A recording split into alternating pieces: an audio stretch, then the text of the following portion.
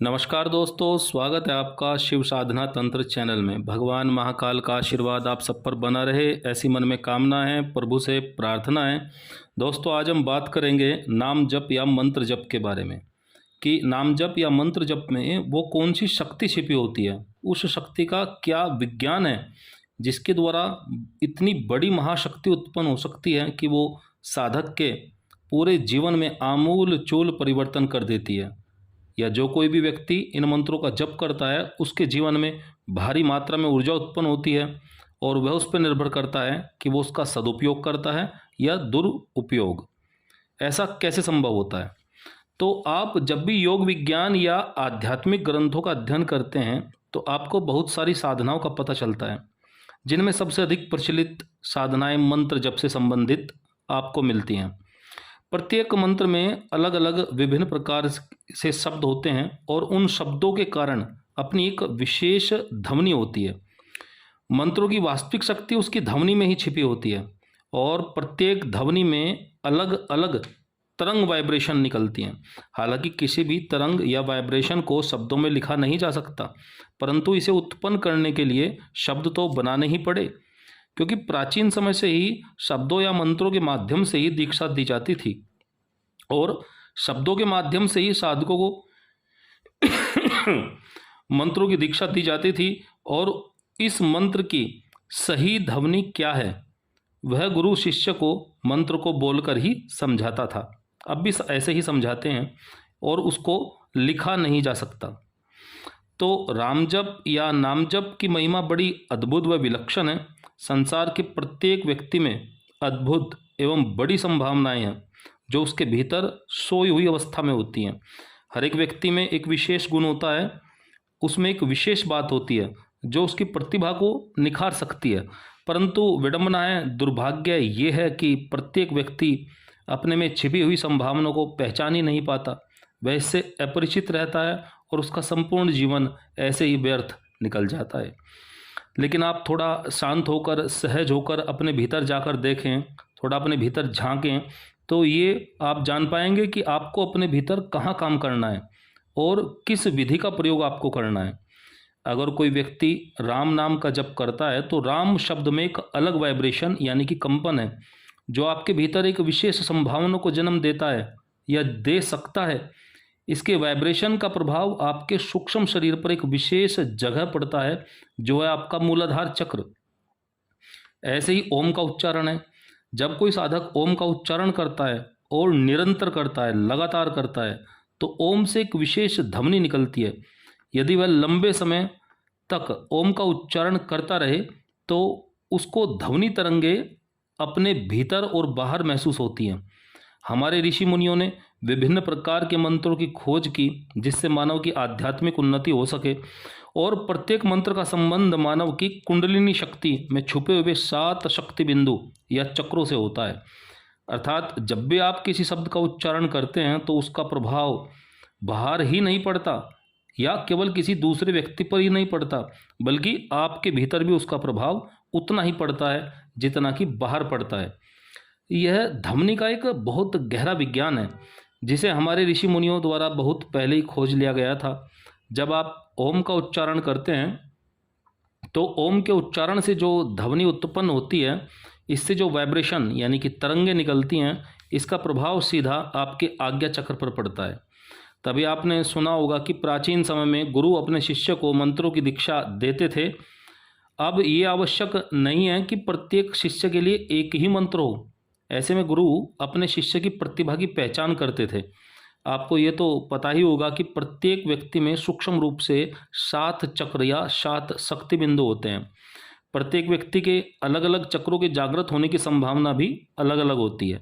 तो अगर किसी ज्ञानी गुरु द्वारा किसी शिष्य के विषय में ये जान लिया जाए कि इसका कौन सा शक्ति चक्र अधिक सक्रिय है या जल्द ही सक्रिय हो सकता है, तो उसी शक्ति चक्र के आधार पर उसे एक मंत्र दे दिया जाता था ताकि उसका वह शक्ति चक्र जल्द से जल्द सक्रिय हो सके। ऐसे में किसी को तृतीय नेत्र पर ध्यान करने के लिए कहा जाता था और इसी के साथ उसको एक मंत्र दे दिया जाता था। किसी को हृदय चक्र पर ध्यान करने के लिए कहा जाता था और उसी से संबंधित एक मंत्र दिया जाता था।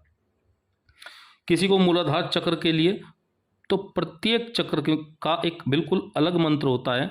मंत्र उच्चारण का दूसरा लाभ यह है कि जब आप किसी विशेष मंत्र का निरंतर लंबे समय तक जप करते हैं तो उसके उच्चारण से एक विशेष ध्वनि तरंग निकलती है जो आपके शरीर के आसपास इकट्ठी हो जाती है।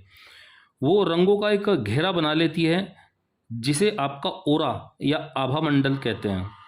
आपने नाम सुना भी होगा, ओरा या आभा मंडल। यदि कोई व्यक्ति बहुत जड़ या निगेटिव प्रकृति का होता है तो उसका आभा मंडल अच्छा नहीं होता, उसमें टूट फूट अधिक होती है।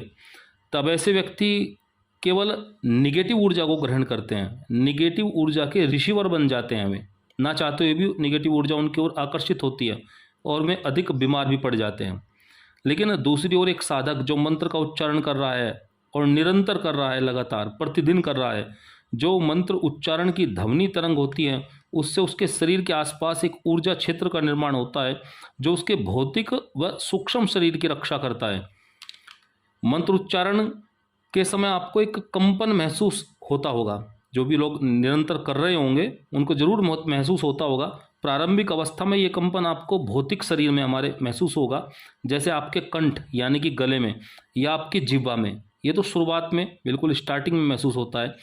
जैसे ही ध्वनि बाहर निकलेगी आपको उसका कंपन महसूस होगा और जहाँ कंपन होगा वहाँ तरंगें निकलेंगी और जहाँ तरंगें निकलेंगी वहाँ ऊर्जा उपस्थित होगी।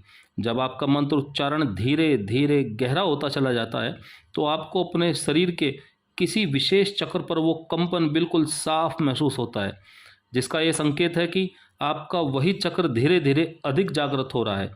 इसलिए राम कोई शब्द नहीं, कोई नाम नहीं है, ये एक शक्ति है। ऐसे ही ओम कोई शब्द नहीं है, इस ध्वनि में असीम अनंत ऊर्जा समाई हुई है। जब कोई शब्द, ध्वनि या मंत्र जिसका निरंतर उच्चारण अर्थात जप कोई भी करता रहे तो यह सध जाता है या पक जाता है, जिसे आप लोग मंत्र का सिद्ध होना भी कहते हैं। तब आपके भीतर बड़ी भारी मात्रा में ऊर्जा का संचरण होता है और उस मंत्र में छिपी हुई संभावनाएं या शक्ति आपको या उस साधक को जिसने जप किया है मिल जाती हैं। परंतु किसी भी मंत्र का जप करने से पहले सबसे पहले ये जान लें कि आपके लिए कौन सा मंत्र उचित है। दूसरा, किसी भी मंत्र का उच्चारण करने से पहले प्राण ऊर्जा को मजबूत बनाना अति आवश्यक है। सबसे जरूरी चीज़ होती है प्राण ऊर्जा आपकी मजबूत हो, क्योंकि किसी भी मंत्र की ऊर्जा का स्रोत, जो आधार है, वो आपकी प्राण ऊर्जा ही होती है। यदि आप में प्राण ऊर्जा की कमी है तो आपके मंत्र उच्चारण से वो ध्वनि तरंग उत्पन्न नहीं होगी और आपका मंत्र जप करते करते, जैसे आप मंत्र जप लगातार करेंगे, लंबे समय तक करेंगे, तो आप जल्द ही थक भी जाएंगे या आपकी श्वास यानी कि सांस फूलने लगेगी। तो सबसे पहले आपको अपने भीतर शक्ति एकत्रित करनी होगी, प्राण ऊर्जा एकत्रित करनी होगी। और प्राण ऊर्जा कैसे एकत्रित होगी? प्राणायाम द्वारा। यह आपकी श्वास से जुड़ी होती है। पहले श्वास पर श्वास यानी कि श्वास लेना और श्वास छोड़ना, इसकी लय को ठीक करना होगा। प्राणों की एक्सरसाइज अर्थात प्राणायाम करना। मंत्र जप से पहले प्राणायाम करना बहुत ही आवश्यक है। जैसा कि आपने सुना भी होगा नाम कुंभक, बाह्य कुंभक, आंतरिक कुंभक, रेचक, बहुत सारी प्रक्रियाएं, प्राणायाम के बहुत सारे प्रकार हैं। उनका अभ्यास मंत्र जप से पहले कम से कम 1 महीना आपको लगातार करना चाहिए और उसके बाद ही मंत्र साधना का आपको प्रारंभ करना चाहिए। शुरू में कम समय तक जाप करना चाहिए और धीरे धीरे ही अपना समय आपको बढ़ाना चाहिए। किसी भी मंत्र साधना के समय आप अपने ध्यान की ऊर्जा को जिस भी शक्ति चक्र पर केंद्रित करेंगे वही चक्र सबसे पहले जागृत हो जाएगा। इसलिए मंत्र साधना में किसी गुरु की या किसी जानकार व्यक्ति की आवश्यकता इसीलिए बताई गई है कि इन सब बातों को ध्यान में रखते हुए वो साधक को गाइड कर सके, उसे मार्ग दिखा सके। तो ये है मंत्रों की शक्ति या नाम जप की महिमा। आशा है कि आपको जानकारी अच्छी लगी होगी। वीडियो लाइक और चैनल सब्सक्राइब करना मत भूलिएगा।